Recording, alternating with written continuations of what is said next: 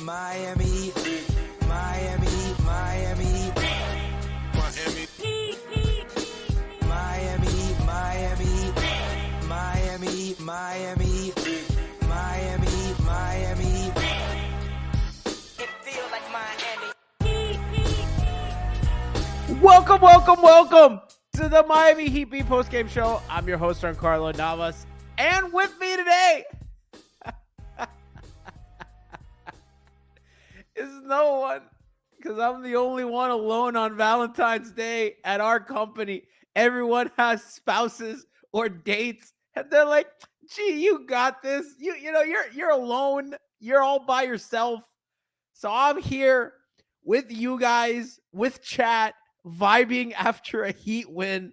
Chat says my Valentine is my Roomba.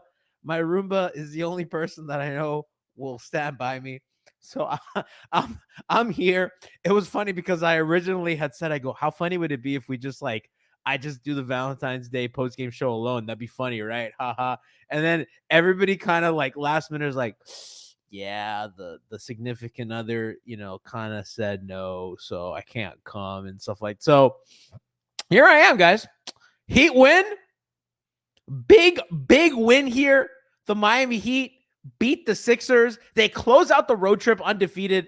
Chat, that's what we like to see. This team was falling sideways. It was so over. They lose Jimmy. They lose Rozier. They lose Josh Richardson. It was all over. 2-0 road trip. Sixers, Bucks in the trash. Miami somehow survives and gets into All-Star break, feeling pretty good about themselves. It was a pretty big game for that sense. I think that Miami really kind of got the unexpected win in Milwaukee, wanted to go into Philadelphia and just get a win, kind of steal a win before All-Star break, when hopefully they'll get some players back. I imagine that at least Jimmy, should return to the team, hopefully soon. Again, he's in our prayers are with Jimmy and his family during this very difficult time. But I mean, what a great week it's been for the Heat. I'm sure that they're all happy. They get good news on Rozier not being out long term in that respect, and they get these two big wins. So welcome to our post-game show. Let's talk about today. Chat says Lowry would have stopped us, but he gave us the gift. It's the last gift that we'll get from him. I don't know. It's gonna be if he had played today, if Kyle Lowry played today, I wasn't gonna do the show. I would have been Bond.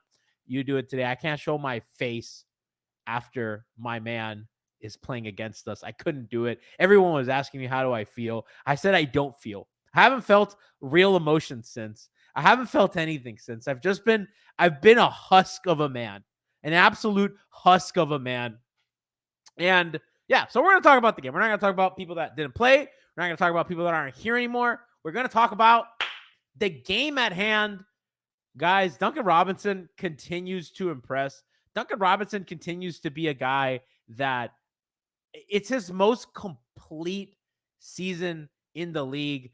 The way that he's improved his game as an off-the-dribble threat, as a lob thrower, bam, so many good, easy looks that I don't recognize the guy. I mean, literally shot creating for other people when he used to be the prototype of guy who can't make his own shot. Now he's evolved into not only getting his own looks, but making looks for others.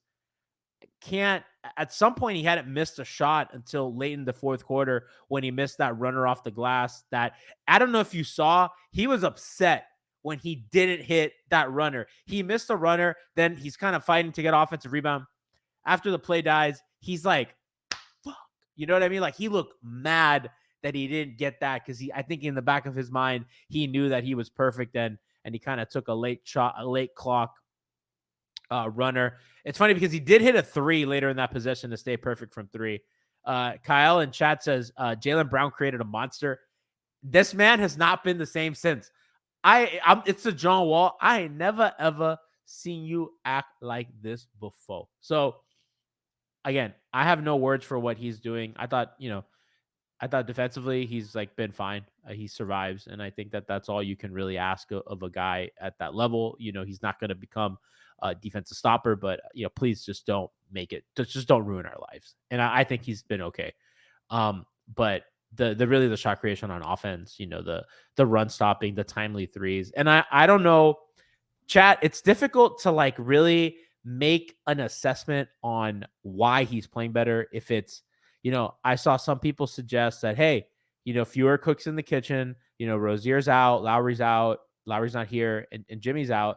And that really just leaves Tyler and Bam, to just create. And it kind of frees everybody else up on offense where they can, get the ball more, get more of a feel. I've seen that thrown around.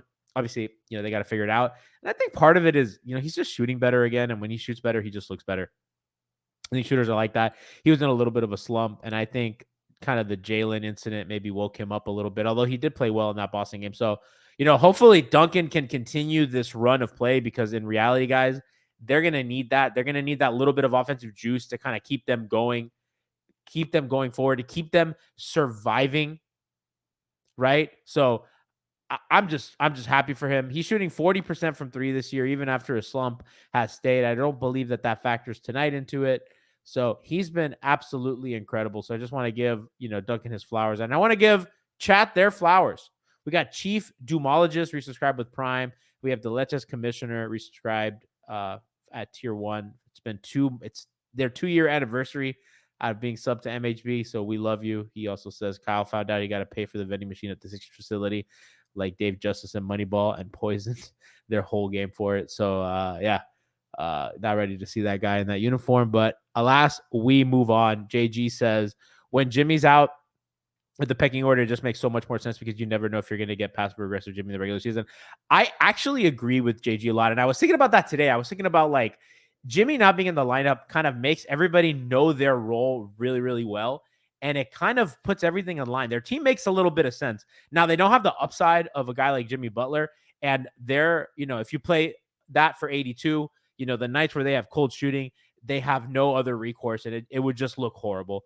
They've had good shooting in the stretch, which is really important to kind of keeping their offense sustainable. They had 109 points today, which is, I think most teams would just call that okay. For Miami, that's like, woohoo! So obviously, like, their upside is diminished, but I absolutely agree with that. And I agree with the other point that JG makes, that their spacing improves.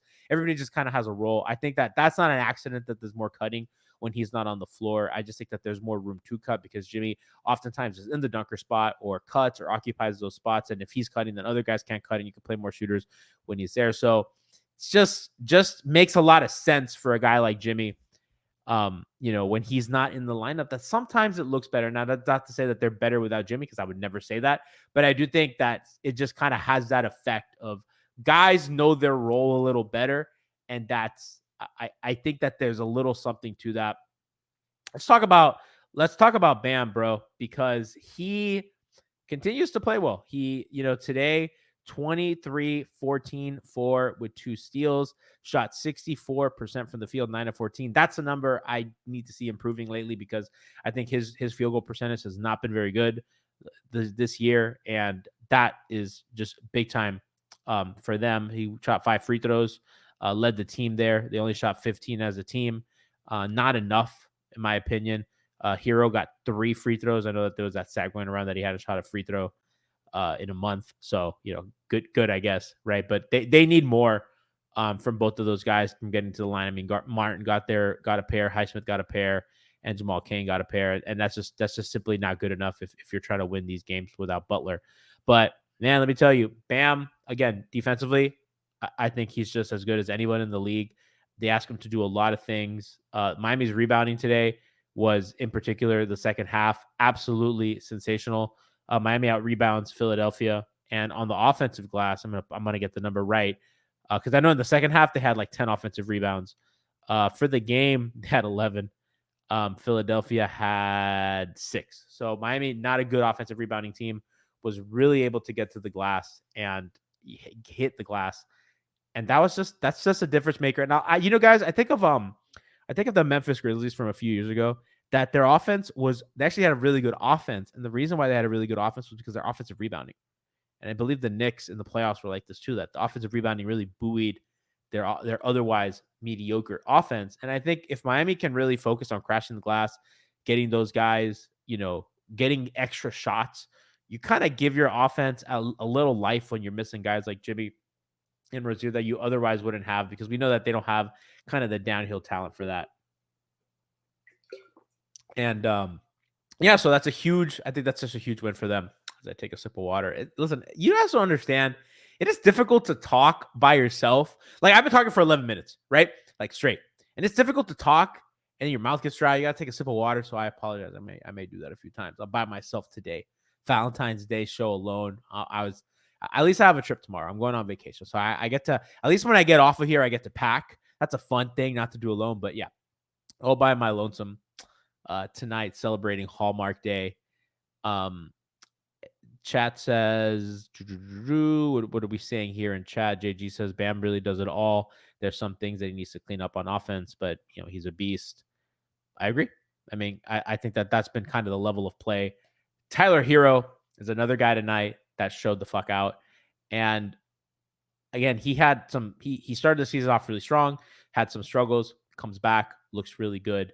Again, just a really good floor game. As Supreme Weeb 06 resubscribed to the Prime. They say happy Valentine's Day watching the stream while cooking with my partner. Shout out to the people out there with significant others and partners while my ass is here with you guys. We're rocking with it today, Wednesday, February 14th. Yeah, so I was talking about Herro. Sorry, I want to make sure that I shout out subs as they come in and not like all at the end like I've been doing, because I just want to let y'all know that I love you and I appreciate you guys. But Tyler as a creator, I think has been kind of really important for Miami. He kind of struggled in the middle part of the season after starting off really strong, coming back from injury. But again, I mean, 23, 7-7, that's kind of activity that you want. To me, the 7-7 is the important part. He doesn't need to score 30 points a game. To me, it's like, are you playmaking? Are you helping? Wait, off the pick and roll with Bam, are you hitting the pocket, right? Are you finding guys off the kick out when you draw help off the dribble? I thought he got to the rim, enough today. Didn't get enough free throws, but I thought he kind of forced rotation enough, had a few nice passes. I do think he needs to hit the pocket a little bit quicker. There were a couple instances where they ran pick and roll with Bam. He didn't hit the pocket. And the other thing I had kind of umbrance with today was their late game offense against double teams. And that's really that they got bailed out of it, but that process was not good. I mean, originally when they first started doubling Tyler, they need to, they got caught by surprise.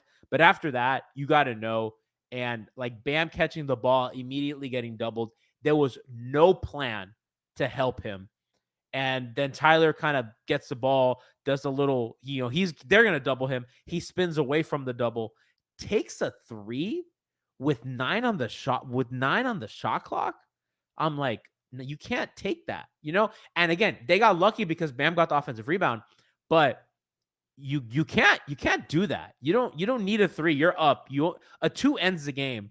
You don't need to take a pull-up off-balance 3 off a spin that you barely looked at the hoop with 9 on the shot clock.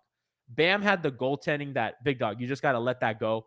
So they had, their 2 best players had some brain fart moments at the end of that game that, if that's a playoff game, you don't get that back, right? And sometimes if it's a better team, if Embiid's on that team, maybe you're not so lucky that you're able to get away with that. Maybe if Embiid's on the floor, you don't get that offensive rebound. And if that's a bigger game, you don't get that offensive rebound. So things like that, I think they really need to clean up. They really need to be focused. They really need to be focused for. They need to kind of clean that stuff up. But guys, all in all, I want to know how you guys are feeling, right? So I know I'm here talking, but I kind of like these days that I'm by myself and I have a big chat here because I want to know how you guys are feeling about the game, how you guys are feeling. Because now, we're moving past, we're into the second half of the season. I always think of it like, there's the 41 game mark and then there's the All-Star break mark, right? 41 games is like the official halfway point of the season. But I think after All-Star break, even on NBA.com, like on the stats, you can filter pre-All-Star break, post-All-Star break, because it just feels like that's really the kind of moment. The Super Bowl's done, football season's over. I think that's when the American public also is like, all right, what's going on with the NBA, not just us diehards that are here every day. So, so kind of want y'all's thoughts on how we're feeling kind of coming in to post All-Star break, because it's really the second half of the season. I actually feel better about them today than I did about a month ago. And I know that there was a lot of losing there, but I just really think that they have a lot more intentionality with what they're doing. I think their defense has really, really picked up. I think their offense looks better. I think their process is better. I do have some questions. I want to see how much this movement stays when Jimmy comes back in the lineup, how much his purpose is. I like what they're doing on defense. I like that there's more switching. I like that they integrate drop into their defensive scheme. It's not just drop. It's not just switching. I like that integration. Obviously, we know about their zone. We know about what they can do, in that kind of system. But I have felt good even about the losses. They lost to the Clippers, and I was like, you know what? I feel good about that. I feel that they played really well. They lose to Boston, and I was like, you know what? I really like that game from them. They were missing Jimmy, and I thought they played really well, and I thought that they were in that game. And they could have won that game. So for me, stuff like that is it matters because earlier in the season they were just those were not competitive, and even if they were close, I didn't feel good about it. Right, like that first game that they played against Boston at the Boston Garden, didn't feel good about that. Right, and it was a close game, and none of us were like, they didn't look so good, even though it was a close game. This game, it looked good, and it was a close game. So let's see what you guys in chat are saying. Other people are saying that they love Heat Beat. Appreciate you guys rocking with us. Leche says the Cinco Leches lineup is coming. What's the Cinco Leche? Who's the Cinco Leches? It's Tyler, Duncan, Jaime. Who are the other two? Jovic, and who's the other one? Is it Swider? I don't know if they can play that lineup. That one's tough. What else we got? We got JG saying, I'm more comfortable in my feeling that this team is slightly better than last year, that they can go win 1-3 series, but I don't think they can beat a West opponent in a series. Yeah, I think the Clippers and Denver becomes really problematic for them. Those are the two those are the two teams that I don't really see them being able to compete with. Sylvain said, I feel good about this game. I wanted Nico to play more. Highsmith lost so many open threes, but I understand Spo wanted Highsmith for defense, especially because we played a lot of zone tonight. I thought Highsmith was really good today. He hit, what is it, 4? Let me check the stats. I know he hit at least 4 threes. I mean, he was 4 or 10 for 3, guys. That's a great night. You shoot 40% and you put up 10. I love that he put up 10. I didn't know it was that many. God damn. Good for Haywood. You shoot 40% from 3. I'm about that, man. Although he did only shoot, he shot like 1 of 3 from 2, which is funny. But shout out to Highsmith. Finished with 16 points on the night. Yeah, I liked his game, and Nico struggled. 3 points, 3 rebounds, only 2 field goals. That number you want to go up a little bit, and he only played 14 minutes. Kind of strange, but I understand as well. Defensively, they won the game. He didn't have it today, but I agree that I would have liked Spo to go a little bit more to him. He did start, which is good and encouraging because I do think he should play, and I do like the lineups with he and Bam together. I think that has kind of proven fruitful. I do have questions how much he can play against really good teams. Obviously, he played really well against Milwaukee. I think he had a great shooting night, and that kind of tilted the calculus in his favor. Weird Al said Nico had 4 fouls, which was a problem. Did he have 4 fouls? I thought it was like only 2 or 3. Nico had 4 fouls. Yikes. Okay, you're right. Caleb also was in super duper foul trouble. Well, at least in the beginning of the game. I could have sworn he had a third in that first half, but Caleb didn't play a lot of minutes either. Really didn't do a lot. But Nico, I think, is going to be a part of the rotation going forward. As I drink, I'm trying not to have too much silence. I'm just trying to drink water. Get through the show. Weird Al says sometimes Haymitz is tough to watch, but he's effective. I think that he gets difficult to watch when they ignore him on offense. The parts where it's bad is when they ignore him on offense and he tries to like get involved by cutting, and he'll like flash to the middle of the floor or at the nail, and he'll get the ball, and then when he like gets the ball, he doesn't know what to do. And like it's really like it's plankton. I didn't think I'd get this far. That's the stuff to me that's troublesome, because whatever, if he's gonna take a 3 in the wing, like fine, fuck it, I don't care. Like that's good for the offense if you take that, even if you're not like the best shooter, as long as you're a release valve. I think his cutting is really good. His baseline cutting is good. So those kinds of things I like about his game, but I do agree it gets tough when he has those moments where you're just like, God damn, man, like, can you make a decision like for yourself? Like, please. So those are the instances where it gets tough for him, but I think he's gotten better about that. Craig Dillinger says, gee, the more you mention the water, the more it becomes a distraction. Just take a sip. We are all cool with it. Stay hydrated. That's not for you guys. That's for the pod audience that's going to get a random 4 seconds of silence because you guys are watching me. You guys see me. The pod audience has no idea. They're just like, why did this guy stop talking for 4 seconds? That's why I do it. I do it so that they understand, okay, that makes sense, right? You know, I do it for them. Weird Al says, if you take another sip, I'll sue. You know what? I will take another sip from my hydro flask that was more expensive than I care to admit. So Miami gets through this stretch of games, guys. They are, what is their record? We are 20. They are 30-25. Did Indiana lose tonight? Indiana, did they play tonight? Indiana is winning against Toronto by 2 points. They are up with 9.5 remaining. It would be incredibly beneficial to Miami if that game goes Toronto's favor. Did they just take a point away from Indiana? That's funny. So that's going on there. The Heat are going to be, right now, they'd be tied for the 6th seed. Is Orlando playing tonight? Orlando won. I don't know if these standings include Orlando having won, because the NBA app sometimes updates it on time, sometimes it doesn't. But currently, Orlando has 35, 20, and 30 and 25. Indiana has 30 and 25. Miami has 30 and 25. So 3-team tie for 6.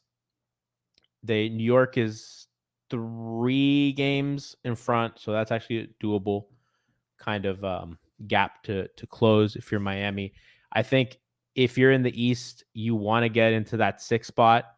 I think if you're 6, especially if you're Miami, you know, you're playing either Cleveland, Milwaukee, Philadelphia, or New York.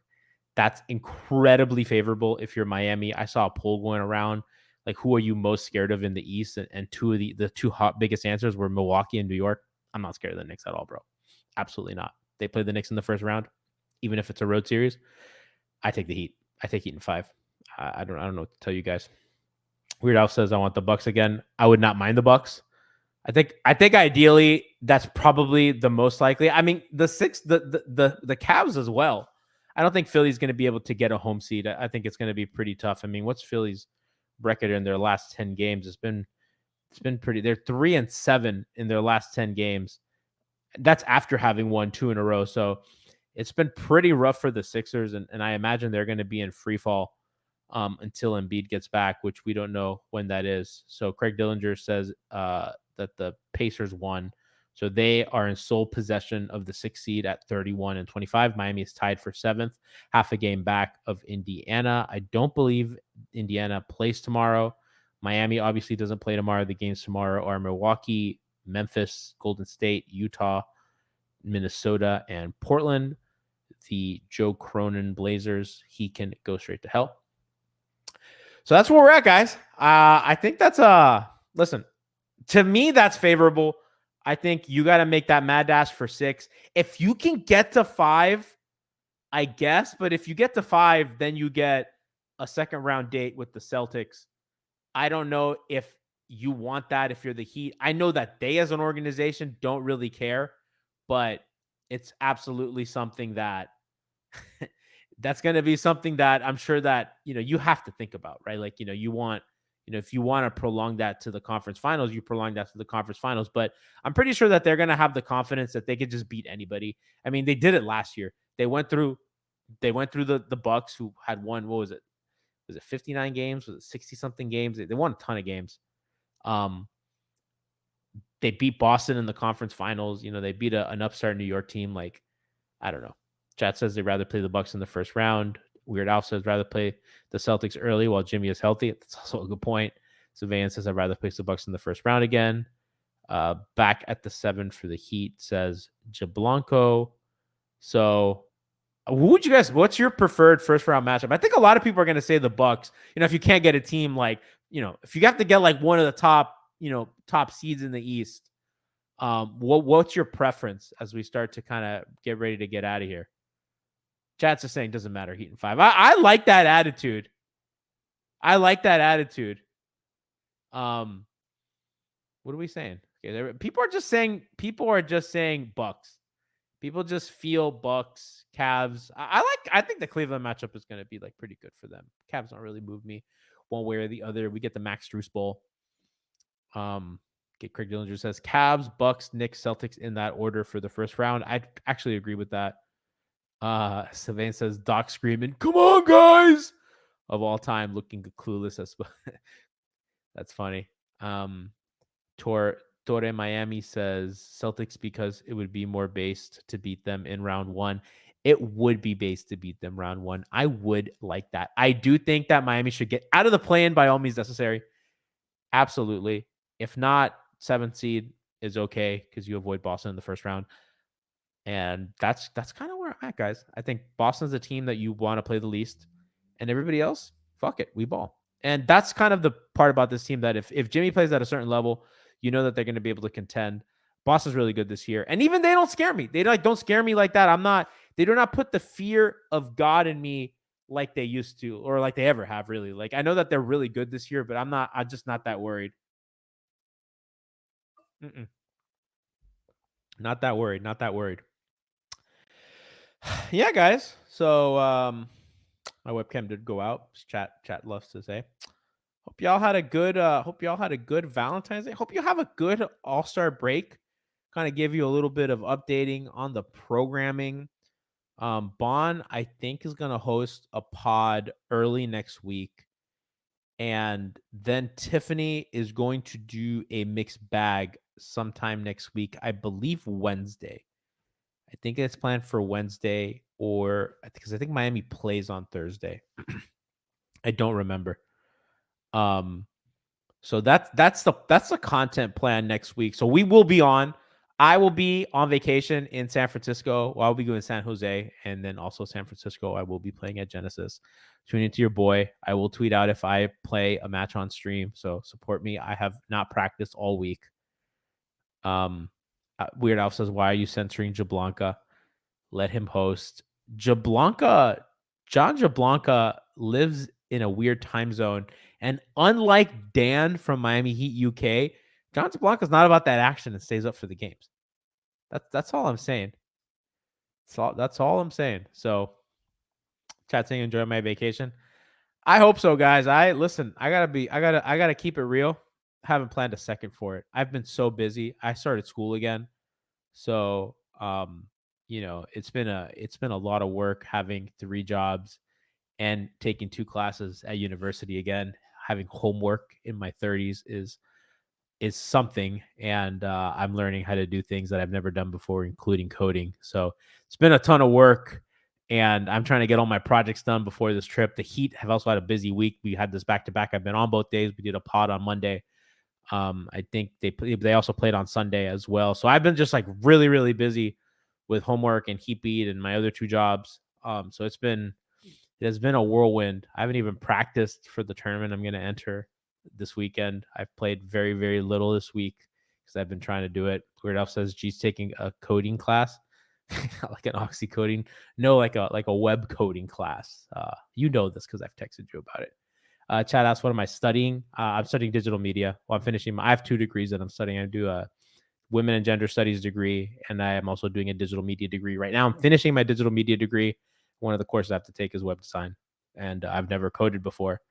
They're asking if I'm doing Java. Not yet. I will eventually have to do Java. I know that Java can get pretty hard. I'm doing CSS, which is not too difficult, but I've never worked with computers like that before. So it's very interesting and fun. I'm also doing a motion graphics class, which has been a lot of fun to learn how to, well, I mean, I know motion graphics actually quite well. I've done After Effects for quite a long time. So that one's not too difficult, and the work is more fun there. It's more of a creative expression, whereas the coding is more holy shit, I don't know how to do this. Like I'm making a leaflet map and shit right now. It's pretty fun, but It is what it is. Commissioner says G went back to uni to troubleshoot his camera. Listen, man, it is what it is. You know, some guy in class saw me and he's like, "Hey, man, are you the guy who does the Sage?" And I go, "Well, I've also had a Heat podcast for 10 years, but yes, I'm also the Sage guy." And he goes, "Man, that's awesome." And I go, "This motherfucker." I go, "I'm not even known for my body of work. They know me for the Sage." You know, I saged my own house today. So that was funny. I just felt like the vibes. Look, I saged my house. I just felt like we needed the vibes. You know, we needed to clean the house. The energy in the house was off. So I saged my own place. I thought that was kind of funny. I used the very own Dragon's Blood sage. So Francis Privero says taking classes in women and gender studies should leave you with no excuse to have no date tonight. Actually, as a matter of fact, it's quite the opposite, because you don't want to. I don't take those classes to meet girls, and I don't want anybody to get the other impression. So I don't talk to anybody in those classes. I just fucking do my job and leave. Also, I'm like 30 years old, and everyone there is much younger than me. I don't talk to any of my classmates unless they ask for help. You know, everybody at college is very young, and I feel very old, so I don't talk to anybody. I just fucking leave. I feel young at heart, though. You know what I mean? Like, chat, I feel young. You know what I mean? Like, I'm 31, but I don't feel that old. Weird Elf says G Sage's apartment tournament win guaranteed. I actually did sage my controller. Partly because I thought it was funny, and also because I'm like, any little bit helps, right? Got to get the voodoo out. Brian Pavera says we need an interview with the Sage Lady. The Sage Lady does not speak English.